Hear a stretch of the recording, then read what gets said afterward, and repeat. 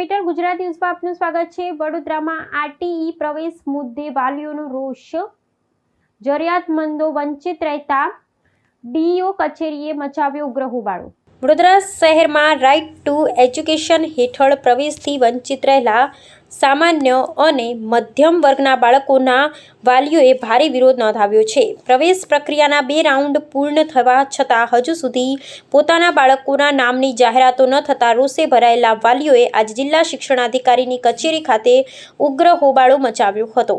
પોતાના બાળકોના ઉજ્જવળ ભવિષ્યની આશા સાથે આરટીઈ અંતર્ગત અરજી કરનારા વાલીઓનું કહેવું છે, જો ખરેખર જરૂરિયાતોને જ આ યોજનાનો લાભ ન મળે તો સમગ્ર પ્રક્રિયાનો અર્થ શું છે? વિરોધ પ્રદર્શન દરમિયાન એક વાલીએ પોતાની વ્યથા ઠાલવતા જણાવ્યું હતું કે તેઓ ઓટો રિક્ષા ચલાવી 9 સભ્યોના પરિવારનું ગુજરાન ચલાવે છે। આવા આર્થિક રીતે નબળા પરિવારના બાળકો માટે જ આરટીઈનો કાયદો અમલમાં મુકાયો છે। તેમ છતાં વાસ્તવિકતા એ છે કે આર્થિક રીતે સુખી અને સંપન્ન પરિવારો ખોટી રીતે આ યોજનાનો લાભ ઉઠાવી રહ્યા છે। આ સમગ્ર ઘટના આરટીઈની અમલવારી અને પારદર્શિતા સામે ગંભીર સવાલો ઊભા કરે છે।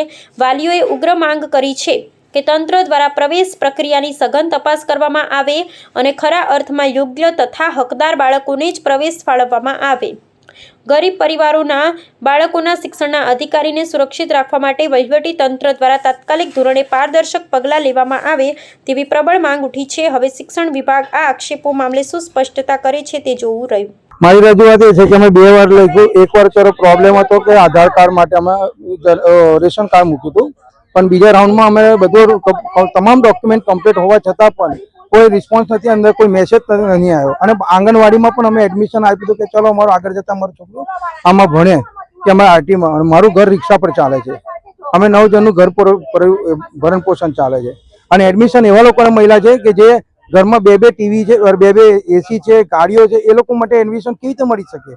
જરૂરિયાતમંદ માટે આરટી રાખી છે કે આ લોકો માટે રાખ્યું છે? એ યોગ્ય તપાસ સરકારે એમના પર કરવી જોઈએ। બિલકુલ આરટીમાં જો એડમિશન નહીં મળે તો તકલીફ કેટલી છે? અમારી પર તકલીફ છે ને મેડમ, અમારે ક્યાં મૂકવું પડે? ત્યાં 4 તારીખે સ્કૂલો ચાલે, 8 તારીખે સ્કૂલો ચાલશે, સેકન્ડ રાઉન્ડ થર્ડ રાઉન્ડ આવશે, અમે ક્યાં જશું? ક્યાં સરકારી શાળાઓને લઈને કોઈ ઓપ્શન વિચારેલું? કોઈ ઓપ્શન નહીં વિચાર્યું, પણ સરકારી શાળા સારી છે, પણ છેલ્લા અમારે એ તો રાખવું પડે। આજે અમારું છોકરું આગળ વધે એના માટે કરીએ છીએ કે સરકારી સ્કૂલને છોડીને અમારે જઈએ।